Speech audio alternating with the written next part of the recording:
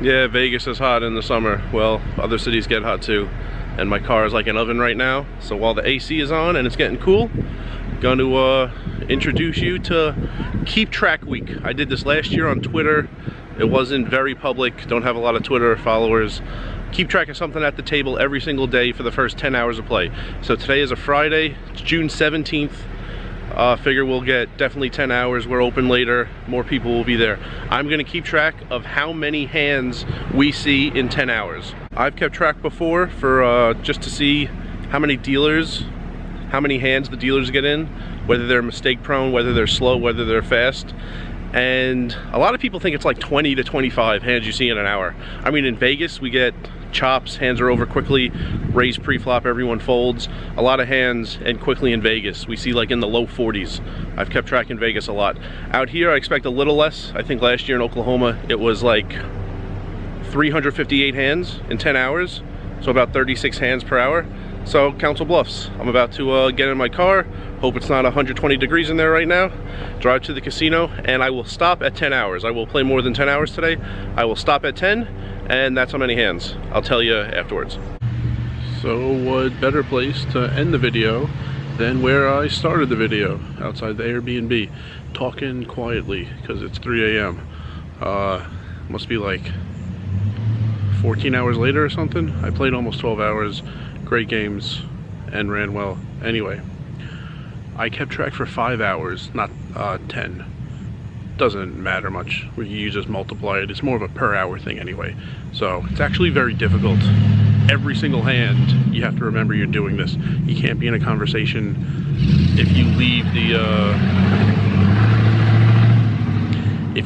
the table. You gotta like remember the last hand you counted, where the dealer button was, and now keep track, you know, count how many times the dealer button moved. It's a lot harder than you might think. Try it next time. Count for 3 hours. You'll probably lose track a bunch of times. I did it last year, have some experience. Still difficult, so I stopped after 5 hours. Hour 1, 38 hands. Hour 2, 40. Hour 3, 41. Hour 4, 41. And hour 5, 42. So that's a total of 202 hands in 5 hours. 40.4 hands. We could just say 40. 40 hands each hour. A little more than I thought, because out here a lot of hands go to showdown. Like there are bets and calls and raises each street a lot, so that slows it down. Makes for great games, but that means you're not going to see quite so many hands. Vegas has a lot of chops. Vegas has a lot of raise pre-flop, and that's the end of it. Hands happen quickly out there. So even with all the action we had, 40.4 hands, we're just saying 40 hands per hour. And pretty consistent also, even though there were some short-handed times. Actually a table broke in the middle of that. So we were short-handed. There was crazy action for like the first hour and a half. 18 minutes in, I opened a new table. 18 minutes in, average stack was 440. So even if everyone bought in full, which 2 guys didn't, in 18 minutes, imagine everyone topping off another $140. Like, that's incredible. 440 on its own might not sound like a lot. Average stack being 440. There are times I count what's on the table in Vegas in a big game, and it's like not even 5 grand. Around here, it's like over 5 a lot, not even in the 2-3 game. The biggest table of my life in terms of money on the table was out here.